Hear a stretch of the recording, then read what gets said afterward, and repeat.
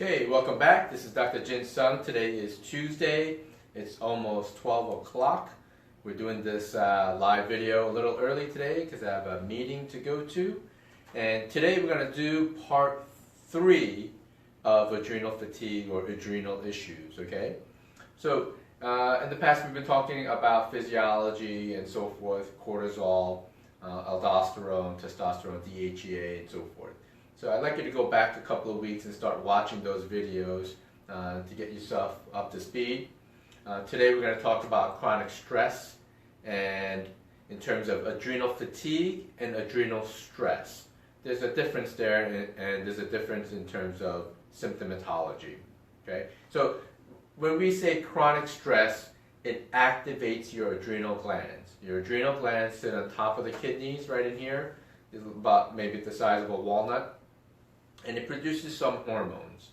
So if we have adrenal stress, it activates or stimulates cortisol, right? When you stimulate cortisol, it will start to break down glycogen or glucose stores in your liver to glucose because you're in a moment of stress. It'll use glucose to fuel whatever stressful event you have to get you through that time period. So over time, if you get stressful situations all the time, what happens is you develop insulin resistance. You're constantly breaking down glycogens to glucose, plus you're eating meals, pastas and breads and so forth. And what happens is you develop insulin resistance. So the insulin resistant person is that person, usually men around 40 and 50, they have this kind of gut, right? This belly, right? They're storing the fat stores there. And no matter what they do, they have a hard time losing weight, right? Oh yeah, I've been exercising, I'm trying to get back into shape. It's kind of hard to get rid of the stomach here, and it's difficult to lose that weight. So insulin resistance will increase fasting blood sugar. So your morning sugar would be high, above 100, right? Maybe below 124, but above 100. And then that typical insulin-resistant individual will be tired or fatigued or sleepy after a meal, especially a large glucose meal. So if you had a big pasta dinner, some bread, finish it off with a pie, that patient who is insulin resistant, who has insulin resistance will sit down on the couch and basically nod off. It'll be very quick, 5-10 minutes and they're out. Where they start reading something and they're just like, whoa, I gotta take a nap here, right? Those are the insulin resistance people, right? So you have chronic stress, activation of your adrenal glands, causes a spike in cortisol, will break down glycogen from your liver to glucose, and then it develops insulin resistance, and then you have symptoms like fatigue, weight gain, and difficulty falling asleep at night, and the sleepy after meals, right? You just like, I need a nap right after a big heavy meal. Those are the insulin resistant. Those are the people who have adrenal stress. On the flip side, when you have chronic stress, you have activation of the adrenal glands and you become adrenal fatigued. So basically your adrenals burn out, right? So you have low cortisol, right? You don't break down your glycogen to sugar. You have low blood sugar, low blood pressure, right? Sometimes they have anemia. Basically, you don't carry enough oxygen. And then what you end up is low energy, shaky, irritable if you miss meals, grouchy between meals, or that classic Snickers commercial of hangry, right? Hungry and angry. So if you look at this, those people, when they have when they get hungry and angry and they have a meal, everything feels better. Oh, such a relief. I feel so much better. They finally get their blood sugar up, right? So when you look at adrenal issues, you have to look at it in terms of what is causing the chronic stress. Because anybody can go out and buy a supplement or a vitamin that says, oh yeah, this is good for adrenal fatigue. So it's got Panad's ginseng, Redalia. So you got adrenal support. But we don't talk about what causes the stress. What is the underlying cause for stress, right? It could be the food that you're eating. It could be the gluten and the dairy and these proteins that affect the brain because it crosses the blood-brain barrier. Those are the chronic stresses that we need to look at.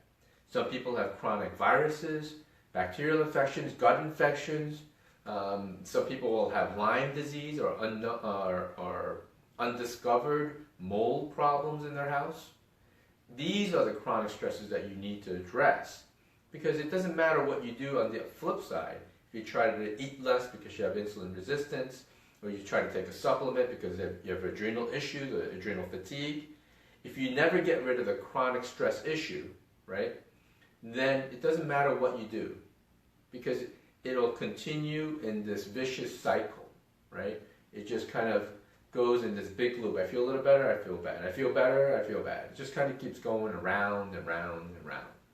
So what we need to do is figure out the underlying cause. Then everyone's a little different, right?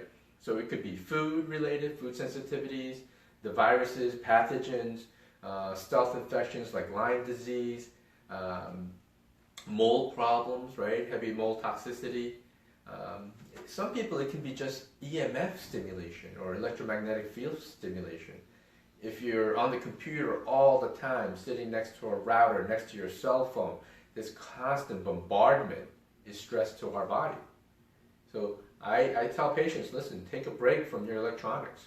You need a break. Your body needs a break. It's telling you it needs a break because you don't feel good.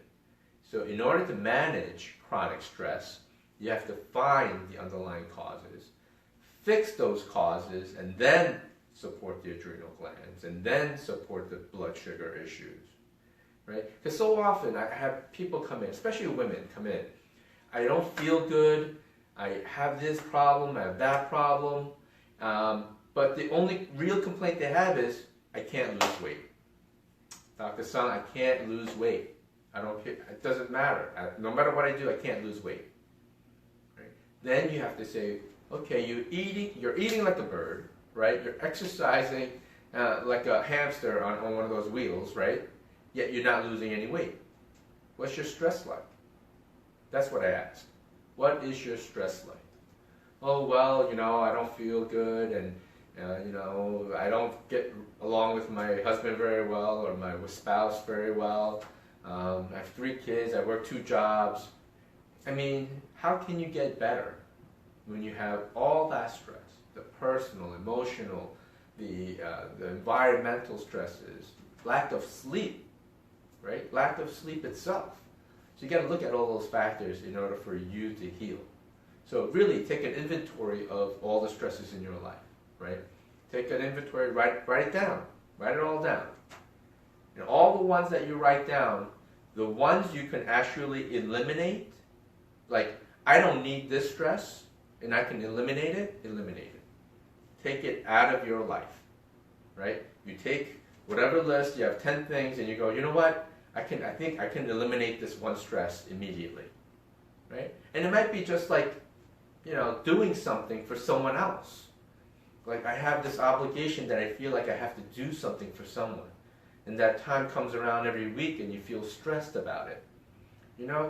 Sometimes you have to say, hey, listen, I can't do that anymore for you. You're going to have to take responsibility on your own because I need that time for myself. So take inventory of your stress. Take inventory of the different infections and viruses and other things. Take inventory.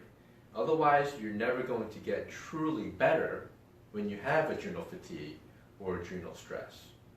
So go ahead and like this and share this with people. And if you're the person who has adrenal fatigue, right, with low cortisol, low blood sugar, hangry or hungry and angry, write fatigue in the comment section, okay? If you're that person who falls asleep after a meal, right, you have weight gain that you just can't lose, right, write stress under the comments, okay?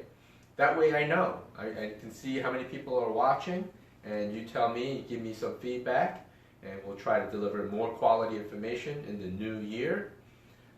Again, Happy New Year 2018, and I hope to be a happy, healthy, and a prosperous new year for everyone. And next week, we're going to go into some New Year's resolutions. You know, people make New Year's resolutions, and we like to take inventory at that time and say, what are we truly doing to recover our health? What are we doing in terms of enhancement in our quality of life? Because all the money in the world doesn't really matter if you're not healthy. Let's face it, if you're not healthy, nothing really matters, right? So take care of yourself first so you can take care of others, and we'll see you next week on the healthy side. All right? Have a great day.